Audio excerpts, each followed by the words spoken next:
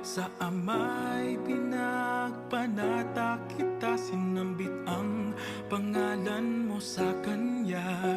At sinabi kong mahal kita, wala nang alinlangan pa.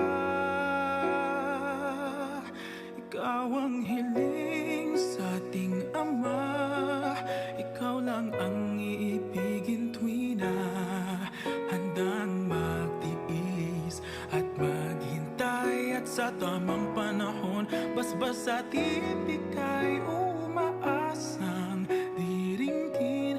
Ikaw at ako'y pagbubuklurin, tayong dalawa sa harap ng Ama.